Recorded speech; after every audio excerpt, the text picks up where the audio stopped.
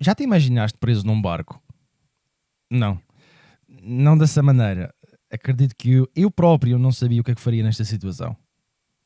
Mas antes, maestro, le musique! É isto e não passa disto. A vida é um guião nunca previsto. É isto e não passa disto. Mesmo quando insisto que tenho um quisto. Tudo começou com uma sanita. O Harrison tinha 29 anos, vivia na Nigéria e trabalhava como cozinheiro num rebocador. No mar, naqueles navios que são... barcos que são rebocadores. A vida dele era simples. Acordava cedo, preparava refeições para a tripulação, ouvia as conversas dos marinheiros que diziam eu sou maior do que tu e tal. E de vez em quando sonhava com um emprego em terra firme onde ninguém lhe pedisse arroz às 6 da manhã. Mas, numa madrugada de 2013, a vida decidiu que o Harrison precisava de uma aventura. Daquelas aventuras que ninguém pede, que só acontecem às pessoas que estavam no sítio errado, à hora errada e, no caso dele, com a roupa errada.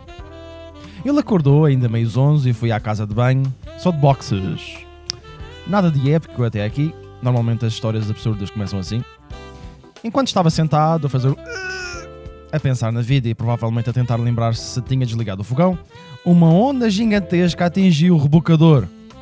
O barco virou como se fosse uma panqueca, o Harrison foi projetado da sanita para o teto, que agora era o chão. Ou seja, neste momento, o rebocador estava submerso no mar e de pernas para o ar. Que alegria. E antes que pudesse sequer insultar quem quer que fosse, a própria sanita caiu em cima. Pum! Espero bem que não tivesse conteúdo. A humilhação foi imediata e a dor também. Depois veio a escuridão total. A eletricidade falhou, a água começou a entrar e o Harrison sentiu um pânico a subir pelo corpo acima. Ele tentou abrir a porta, lutou contra a pressão da água e quando finalmente conseguiu sair, encontrou alguns colegas a tentar abrir uma porta. A água subiu depressa e o desespero também. O Harrison olhou para aquilo, sentiu um instinto a gritar-lhe que é mais ou menos isto, aos ouvidos e decidiu nadar na direção oposta. Foi arrastado por uma corrente fortíssima e acabou noutra casa de banho. Poxa, pelo amor de Deus.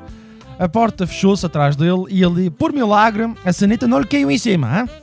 Graças a Deus.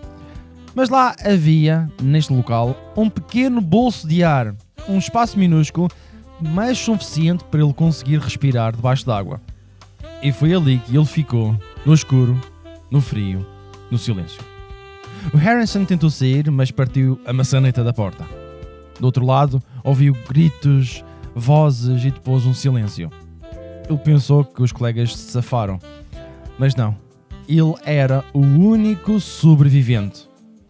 Quando finalmente conseguiu sair daquele compartimento, encontrou uma cabine com coletes, lanternas e uns fatos de macaco e cortou um deles para fazer tiras para fazer uma corda improvisada. Ele sabia que se tentasse nadar até à porta da saída sem qualquer coisa que o guiasse de volta, ele acabaria por morrer. Mas havia outro problema. Ele estava nu, ou quase nu. A água estava gelada e o corpo dele já estava a sentir. Então ele arrancou tábuas do teto e conseguiu construir uma jangada improvisada para manter o seu tronco fora de água. Uma obra-prima de desespero e criatividade. Nos sacos que encontrou, sim, porque este homem encontrou sacos pelo caminho, dentro do próprio barco, e descobriu sardinhas e uma lata de Coca-Cola. Ou seja, um banquete digno de um náufrago. Gourmet. Ele racionou tudo, cada dentada parecia uma cerimónia e cada gole da Coca-Cola parecia um prémio. E já agora, se a Coca-Cola quiser patrocinar, siga-me. Bom. E depois apareceram os lagostins.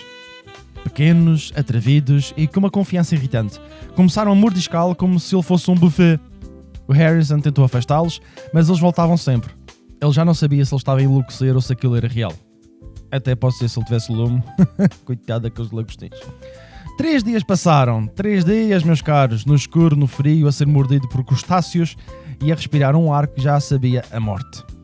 Lá em cima, um mergulhador aproximou-se do rebocador para colocar uma boia de sinalização. O O Harrison ouviu o som abafado e começou a bater no casco com toda a força. Gritou, esperneou e fez tudo para ser ouvido e nada.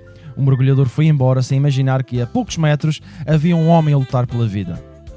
O tempo passou e o Harrison já não sabia se eram horas ou dias. Mas um dia, no meio da escuridão, viu um reflexo ténue. Uma luz, algo que parecia que não era normal naquele mundo submerso. Ele mergulhou, procurou, perdeu o fôlego e voltou para trás, graças àquela corda. Depois tentou novamente e finalmente viu um mergulhador. Imagine um mergulhador encontrar alguém ali a se mexer. Ele até pensava que este homem estava morto até lhe apertar a mão. Mas o que é isto? Como é que tu consegues sobreviver aqui então? Mas o homem conseguiu sobreviver. Os mergulhadores seguiram-no até ao pequeno refúgio que ele tinha criado, em que tinha estado largas horas e dias, e incrédulos filmaram tudo, e depois levaram-no para uma cápsula de mergulho e mais tarde para uma câmara de descompressão onde ficou mais 3 dias. Quando finalmente regressou à superfície, estava vivo contra todas as possibilidades. E, como se a vida quisesse fechar um círculo, o Harrison acabou por se tornar o que é um mergulhador profissional. Talvez porque depois de passar 3 dias preso no fundo do oceano, o medo da água perdeu metade do impacto. Meus caros, a história do Harrison é a prova de que o ser humano consegue sobreviver a quase tudo quando a alternativa é desistir. Ele improvisou, resistiu, lutou e no fim conseguiu. E se algum dia achares que o teu dia começou mal, lembra-te disto. O Harrison começou o dia dele com uma sanita a cair-lhe em cima, sabe-se lá o que estava dentro da sanita, e acabou por ser mordido por lagostins. Ai, o meu dia está a correr mal porque o meu computador não liga. É isto e não passa disto. A vida é um guião nunca previsto.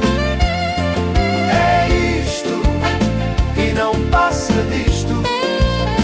Mesmo quando insisto que tenho